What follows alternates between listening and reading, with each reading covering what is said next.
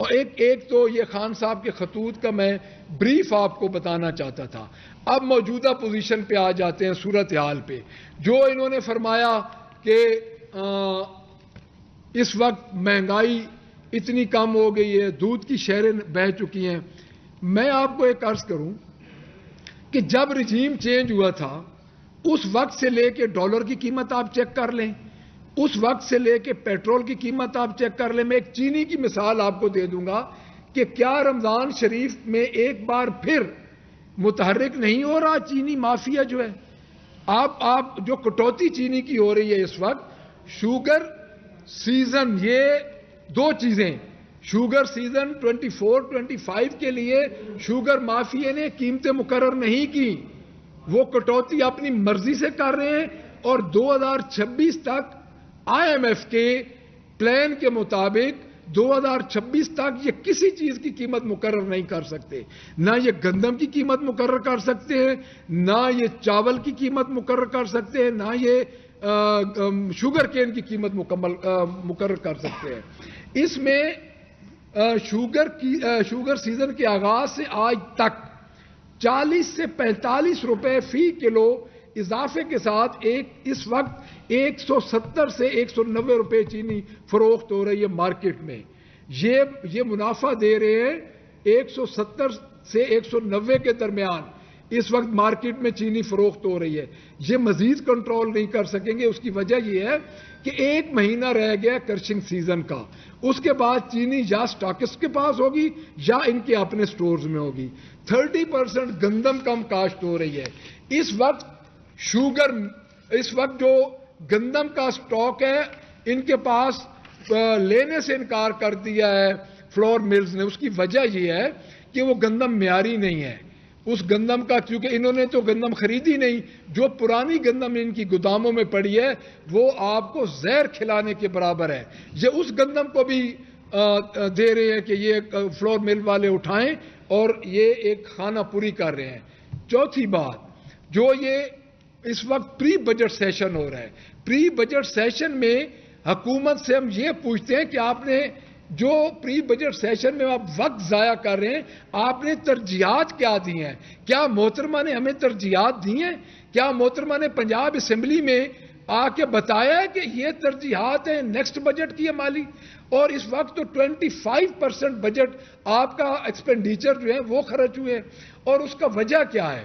اس کی وجہ یہ ہے کہ جو آپ کا خرچہ ہوا ہے اس کو نکال کے باقی جو ایلوکیشن ہے وہ وزیر اعلیٰ کے ثوابدیدی فنڈ میں چلی جائے گی, اور اس فنڈ سے پھر وہ اپنی لائکنگ ڈس لائکنگ میں پیسہ خرچہ کرے گی.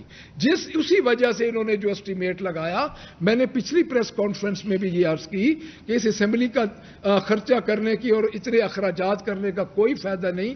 جب آپ کیبنٹ سے 200 ارب روپیہ سپلیمنٹری گرانٹ میں لیں گے, اس وقت آپ کو اس اسمبلی میں اجلاس کیوں کر رہے ہیں؟ آپ کو بتانا چاہیے کہ یہ ایک نالائق وزیر اعلیٰ ہے.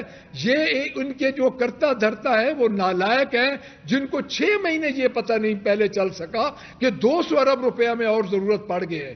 کیا ان کو اسٹیمیشن لگاتے وقت یہ ہوش نہیں آیا تھا کہ آپ 200 ارب روپیہ دوبارہ آپ کا پیسہ ہے, عوام کا پیسہ ہے, ہمارا پیسہ ہے, آپ لے کے اپنے اللہ تللوں پہ لگا رہے ہیں. 1.5 ارب روپیہ کا آپ نے ہارس اینڈ کیٹل شو ابھی بھی شروع ہے. مجھے کوئی جسٹیفائی کر کے دے دے کہ اس ہارس اینڈ کیٹل شو جو لگ رہا ہے ایک جگہ پہ, وہاں پہ یہ 10 دنوں میں 1.5 ارب روپیہ کیسے لگائیں گے؟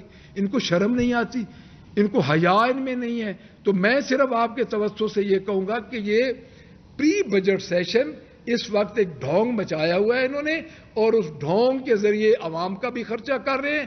اور اس نالائق وزیر اعلیٰ کی کوئی ترجیحات نہیں ہے جو کہ یہ صحت, تعلیم اور ایگریکلچر اور ان چیزوں کو سامنے رکھ کے یہ بات کرے کہ یہ بجٹ کی ہماری ترجیحات ہیں, ان پہ آپ اپنی تجویز دیں. تھینک یو ویری مچ.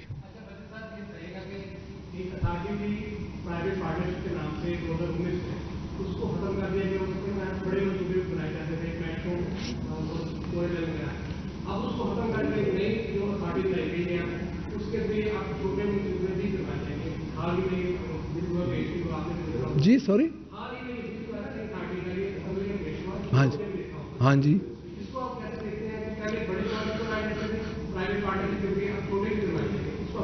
دیکھیں میری بات سنیں, اس میں ہم اپنی امینڈمنٹس لا رہے ہیں. ہماری ایک لیجسلیٹو کمیٹی بنی ہے ود ان ہماری اپنی اپوزیشن کی پارٹی, جس میں ہمارے جتنے بھی لا نوئنگ ہمارے ایم پیز ہیں اس میں وہ شامل ہیں.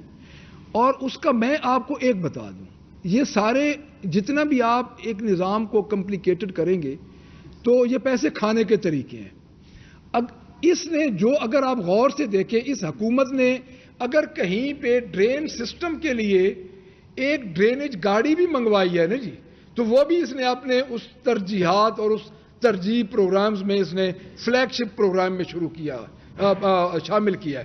ہوتا کیا ہے, ایک آپ کے فلیگ شپ پروگرام ہوتے ہیں, ایک آپ کے انڈیویجول پروگرام ہوتے ہیں.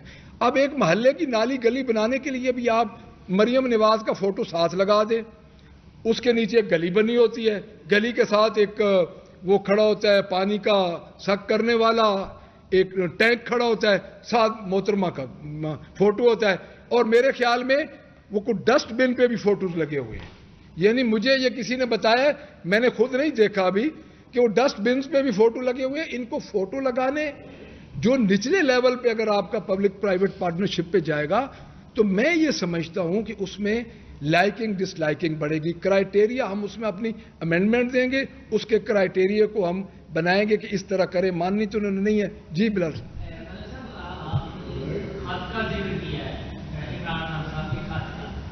عمران کا جو اس وقت کرنٹ اسٹیٹس ہے وہ سزایافتہ ہے, تو ان کے خط کی تو اتنی اہمیت نہیں ہے. میرے خیال میں آپ کی پروگریس ان سے زیادہ ہے. آپ پنجاب کے آپ کو سے لیڈر ہے اور پنجاب کی تعداد ہے, تو آپ کا مل کر اگر آرمی چیف کو خط لکھے تو آپ کے خط سے زیادہ ہے.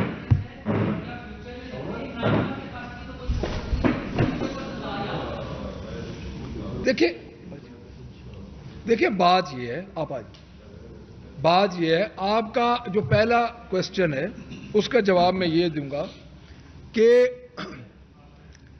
آج تک جتنے بھی سیاسی قیدی جیل کے اندر گئے ہیں انہوں نے کتابیں لکھی ہیں, انہوں نے خط بھی لکھے ہیں.